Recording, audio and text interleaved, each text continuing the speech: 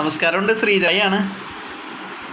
ഈ മേയറുടെ ഫോട്ടോ, മേയറുടെ വാർത്തയും പ്രായം കുറഞ്ഞ മേയറെക്കുറിച്ചുള്ള വാർത്തകളും ഫോട്ടോ ഒക്കെ ഫേസ്ബുക്കിലിട്ട് തകർക്കണ സഖാക്കന്മാരുണ്ടെങ്കിൽ നിങ്ങളുടെ ശശിയണ്ണൻ്റെ ഫോട്ടോയും കൂടി നിങ്ങളുടെ പ്രൊഫൈൽ പിക്ചറായിട്ട് ഇട്ടാലുണ്ടല്ല പൊള്ളിക്കോട്ടാ.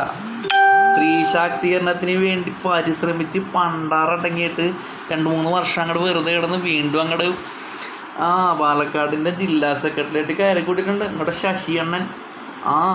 സ്ത്രീ ശാക്തീകരണത്തിന് വേണ്ടി ഇതുപോലെ പരിശ്രമിച്ച ഒരു മനുഷ്യനാണ്. അതിൽ ആ ശാക്തീകരണം നടത്താൻ നേരത്തെ അതിൻ്റെ തീവ്രത അളക്കാൻ വേണ്ടി CPM-ൻ്റെ വമ്പൻ നേതാക്കന്മാരൊക്കെ ഉണ്ടായിരുന്നു. ശ്രീമതി ടീച്ചറും ബാലഞ്ചേട്ടനൊക്കെ ശശിയേട്ടൻ നടത്തിയ സ്ത്രീ ശാക്തീകരണത്തിൻ്റെ തീവ്രത അളക്കുന്ന ആളുകളായിരുന്നു. തീവ്രത അളന്ന് തീവ്രത കുറഞ്ഞതാണെന്ന് കണ്ടപ്പോൾ കുറച്ചാളുടെ അങ്ങോട്ട് മാറ്റി നിർത്തി.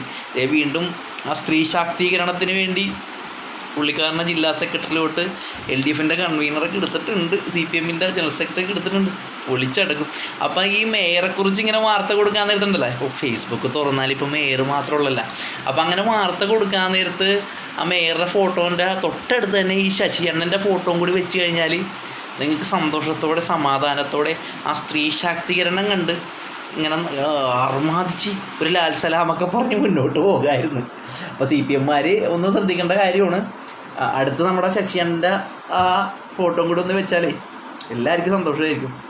അപ്പോൾ ഈ പ്രായം കുറഞ്ഞ മേയർക്ക് വേണ്ടി ഇങ്ങനെ പരിശ്രമിച്ച ആൾക്കാർ, ഈ പ്രായം കുറഞ്ഞൊരു DYFI നേതാവിനെ സ്ത്രീ ശാക്തീകരണത്തിന് ശ്രമിച്ചപ്പോഴാണ് പുള്ളിക്കാരൻ ഇങ്ങനെ സസ്പെൻഷനിലായതും അതിൻ്റെ തീവ്രതയെ കളന്നു കഴിഞ്ഞപ്പോൾ ഇത്തിരി കുറവാണെന്ന് കണ്ടപ്പോൾ പിന്നെ വീണ്ടും ഇപ്പോൾ പഴയ പോലെ ഉഷാറായിട്ട് സ്ത്രീ ശാക്തീകരണത്തിന് വേണ്ടി ഉഷാറായിട്ട് വന്നത്.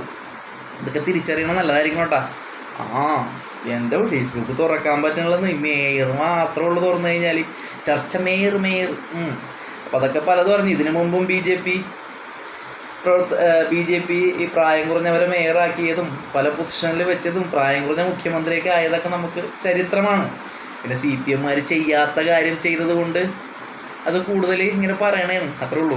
അപ്പോൾ ഇതിനു വേണ്ടി നിഷ്പക്ഷരായ കുറേ ആൾക്കാർ ഈ മേയറുടെ ഫോട്ടോ ഒക്കെ ഷെയർ ചെയ്യണനുസരിച്ച് ഒരു കാര്യം കൂടി പറയാനുണ്ട്. ഇതുപോലെ പ്രായം കുറഞ്ഞൊരു സ്ത്രീ ഗർഭിണിയായിരുന്നു. കണ്ണൂരാണ്, കൊട്ടിയൂർ. CPM-മാർ CPM-മാർ വന്നിട്ട് ആക്രമിച്ച് ഗുരുതരാവസ്ഥയിൽ കൊട്ടിയൂർ ഹോസ്പിറ്റലിൽ കിടക്കണേണ്. ആ ഗർഭിണിയുടെ ഭർത്താവിന് സഹോദരനെയൊക്കെ വെട്ടിക്കൂട്ടിയേക്കണേണ്. കണ്ണൂരാണേ, കൊട്ടിയൂർ. അപ്പം ഇതൊന്നും കാണാനും സംസാരിക്കാനും ഇവിടെ ആരും തയ്യാറാകണില്ല. ഇനി അറിയാഞ്ഞിട്ടാണെങ്കിൽ അറിയിക്കാൻ വേണ്ടി വന്നാണ്. അപ്പോൾ അതാണ് ഇവരെ സ്ത്രീ ശാക്തീകരണം. അപ്പം ഇതൊക്കെ ഒന്ന് ജനങ്ങൾ അറിയണം.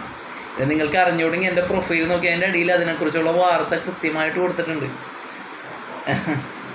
ഏതായാലും നടക്കട്ടെ, കാര്യങ്ങൾ നടക്കട്ടെ. സഖാക്കന്മാർ ഉഷാറായിട്ട് മേയറേയും കൊണ്ട് നടക്കണതിൻ്റെ ഒപ്പം ശശിയണ്ണനെയും കൂടി നടക്കണം. അപ്പോൾ നിഷ്പക്ഷരായവരൊന്ന് ചിന്തിക്കേണ്ട കാര്യമുണ്ട്.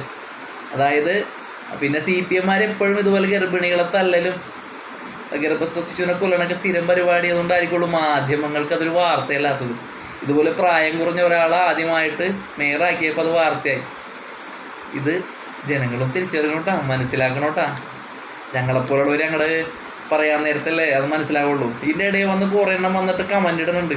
എന്ത് മുന്ത്രണ്ണം കേട്ടിട്ടാണ് കമൻ്റ് ഇടാൻ നിനക്കൊക്കെ വേറെ പറയണം. നിൻ്റെ നാവിൽ നിന്ന് വന്ന സാധനം തന്നെയാണ് കമൻറ്റുകളായിട്ട് വന്നത്. അത് വന്നു തുടങ്ങിക്കോ. നിങ്ങൾ പറഞ്ഞു ഇതും ഇതിലപ്പുറം പ്രതീക്ഷിച്ചിട്ട് തന്നെയാണ് മോനെ ലൈവിൽ വന്നേക്കണത്. അപ്പോൾ കുരു പൊട്ടണുണ്ടെങ്കിൽ മാറി നിന്ന് കുരു പൊട്ടിക്കോ. Okay, thank you.